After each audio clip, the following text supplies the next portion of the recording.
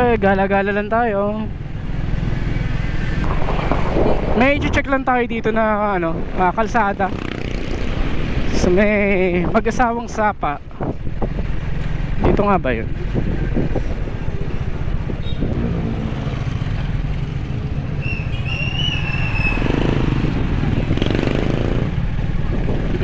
Kasi hindi pa tayo na gagawi sa part na to. So meron dito isang subdivision. Terra ano yun? Martha.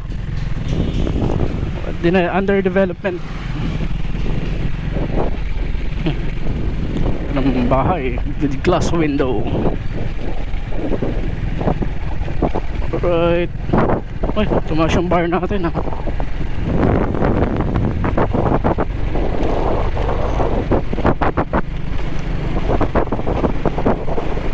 Lamig sa part na to. Tapos inabutan tayo ng ulan, ano? Pabalik.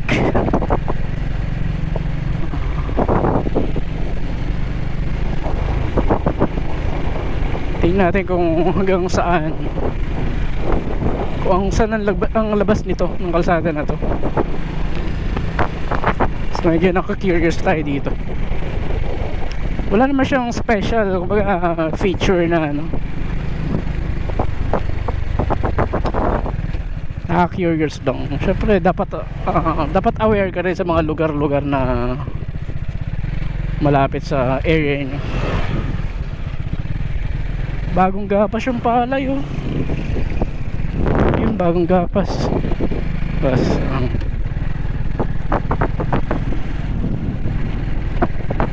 shoutout po sa mga sumasaka ng palay, sa mga masipag na magsasaka natin. Dito yata isang sapa. May sapa dito eh.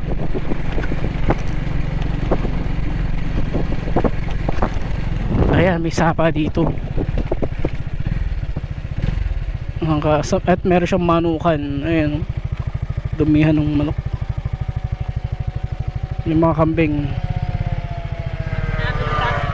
Dito nanggagaling yung tubig kasi doon banda yung doon sa part na yung banda yung Bustos. Doon nanggagaling yan sa irrigation yung tubig. Over troubled water, I can lay it down like a bridge over troubled water.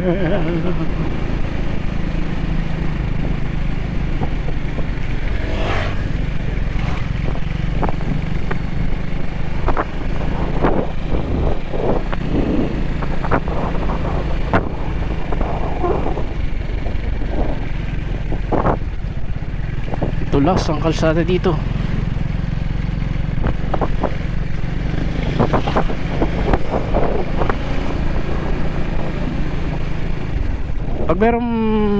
Pag merong part na medyo confused tayo, saka lang tayo mag-check ng ano, navigation.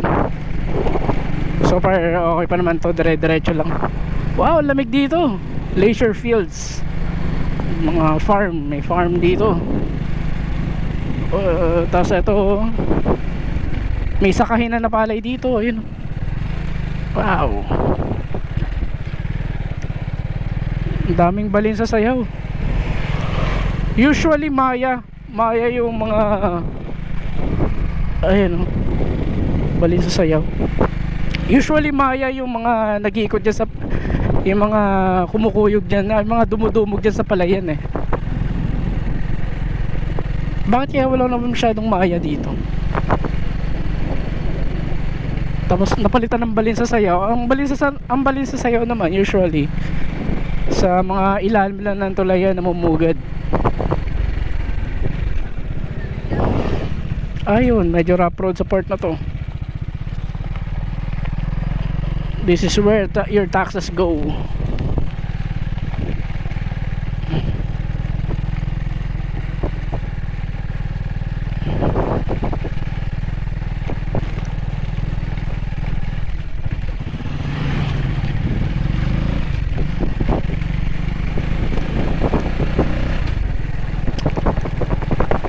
Ang tawag yata sa kalsada na to, kung di ako nagkakamali, mag-asawang sapa.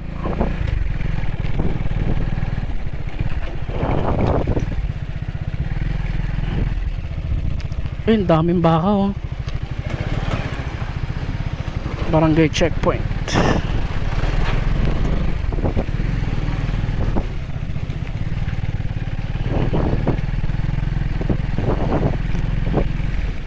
Tandaan tayo dito, magpuputik tayo. Pag nagputik si Tobias, maglilinis na naman tayo.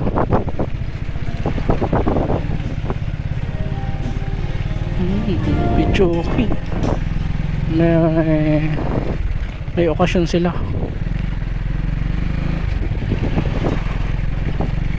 Anong barangay ba to? I'm not sure kung part pa to ng Pande o Santa Maria na to.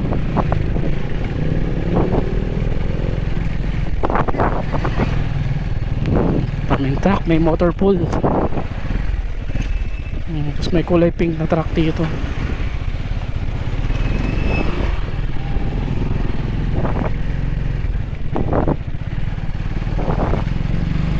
Kapag dinire-diretso mo ata to, ang tagos yata nito ay ano na, Santa Maria Norsagaray Road, yung highway ng Norsagaray. So may bandang kay Pombo.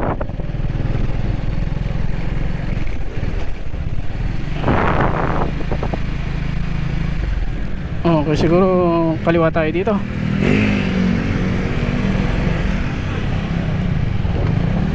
Ayan, barangay na ba to? Santa Maria na nga. Mag-asawang sapa, drainage canal.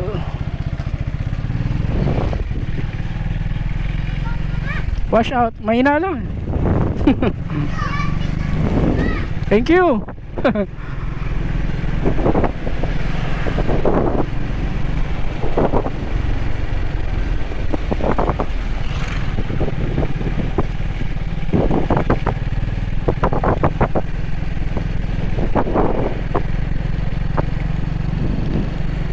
Toyota Tamaraw.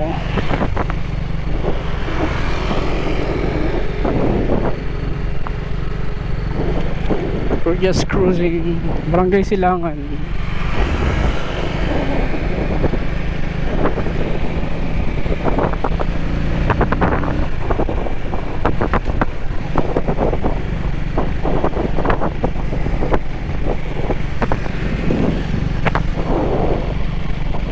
Balikang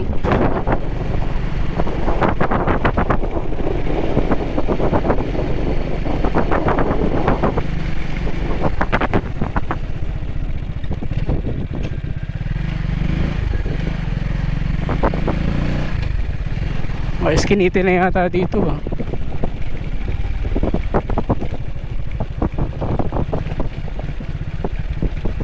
Ano pa ba? Meron pa ba makikita dito?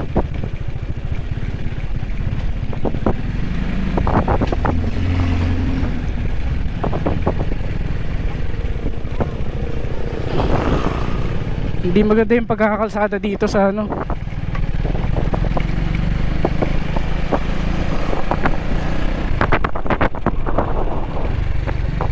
Check tayo ng map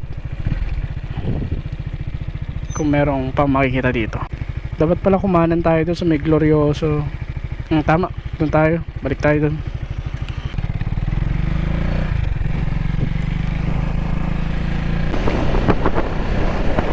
Pangatakalsada dito oh, mga talbog. Maganda siya, walang lubak, kaso matalbog.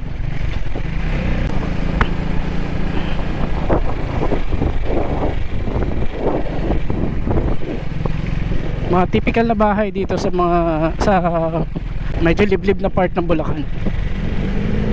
Mga lihitim mga taga Bulacan.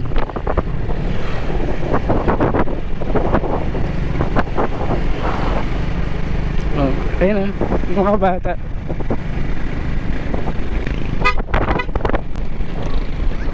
Ay! Oy, gilid, gilid!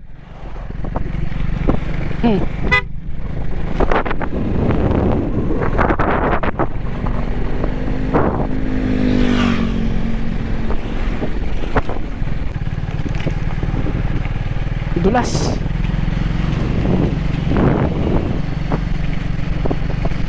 kaliwa tayo dito.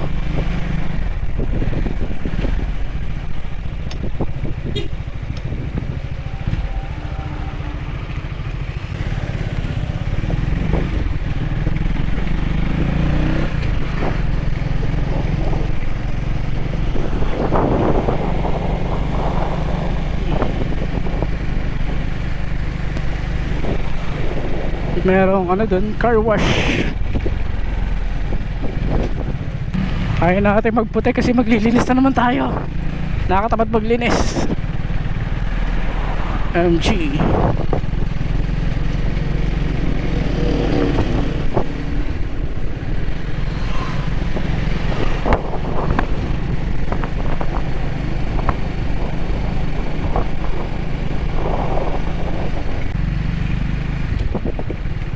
Ay, ang ganda ni Ate.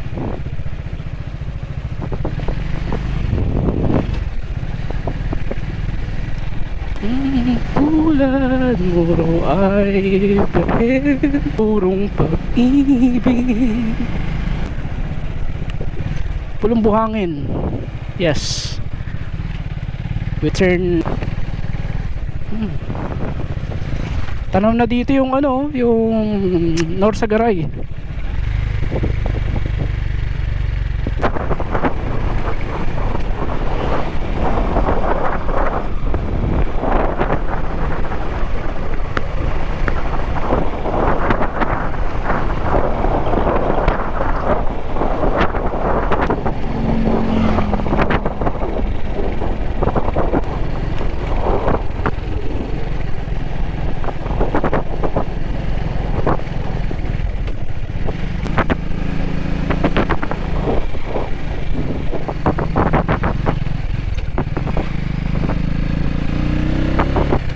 Liblib na to ah.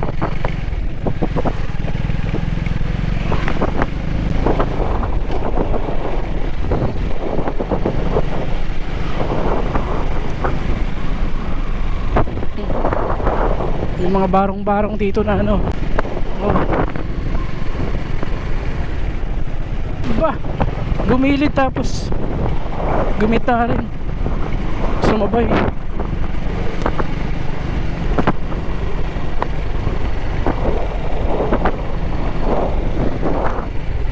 Hindi naman tayo nagmamadali. Pasyal-pasyal lang tayo.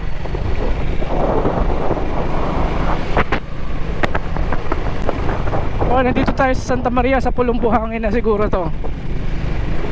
Pulong Buhangin part.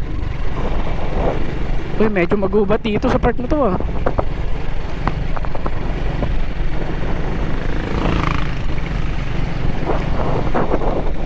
May tulay dito.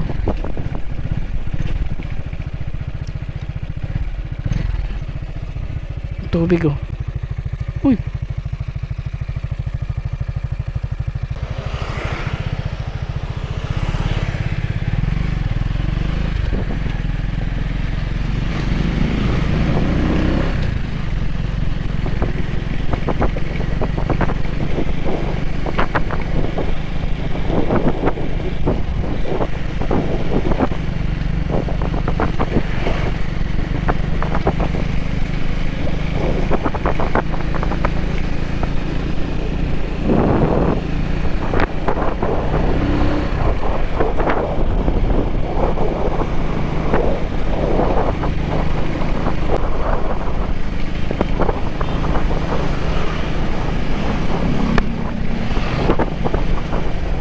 Medyo makipot na yung kalsada sa part na to. Pero pinturado na. Ibig sabihin malapit na tayo sa pinaka sa medyo dumadami na nga yung mga ano dito, structure.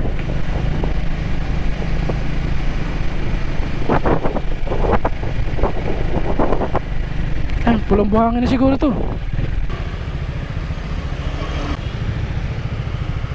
Tayo. Ito na nga yun, yung Pulong Buhangin. Bilis naman nun. Diretso lang tayo konti doon. Diretso pa ba tayo? Kaso